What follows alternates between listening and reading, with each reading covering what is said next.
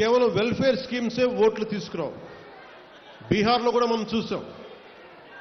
బీహార్ ఎన్నికలు కూడా ఒక్కొక్కరు అన్ని లక్షల ఉద్యోగాలు ఇచ్చేస్తాం అన్ని చెప్పినా కానీ వాళ్ళు ఎందుకు ఆర్జేడీ లాంటి పార్టీని ఎందుకు గెలిపించలేదు అంటే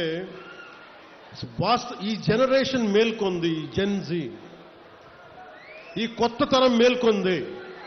మేము మిమ్మల్ని రకరకాలుగా విడగొట్టి విభజించి పాలిస్తే మీరు నమ్మడానికి సిద్ధంగా లేరు.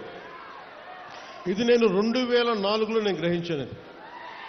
పుట్టే తరం, పుట్టబోతున్న తరం కొత్త తరం, అది నవతరం, అది రక్తాలు సలసల కాగే యువతరం. అది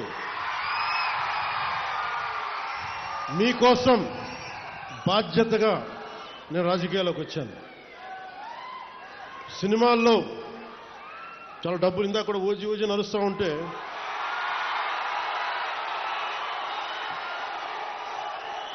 ఓజీ లాంటి సినిమాలు మనం 2004 తర్వాత కొట్టేవాళ్ళం. కానీ సినిమాల మీద నా దృష్టి లేదు, నాకు సమాజం మీద ఉంది నా దృష్టి. ఈ మధ్యన మీరు బాధపడుతున్నారని చెప్పి కొంచెం దృష్టి పెట్టాను ఓజీ గురించి. మరీ రాజకీయం, సమాజం అని మమ్మల్ని ఏడిపిస్తున్నాడు, మమ్మల్ని తలెత్తుకోలేకపోతున్నాం మన అభిమానులందరూ మాట్లాడుతూ ఉంటే ఒక్కసారి మీకోసం దృష్టి సారించాను. ఎందుకంటే నాకు సినిమాలు ఒకే నా బతుకు తెరువు, నా జీవనాధారం.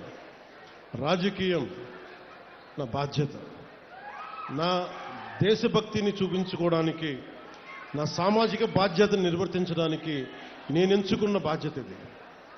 సో మీకోసం ఇలా చేయబట్టే నేను దాదాపు ఈ రోజున పల్లె పండుగ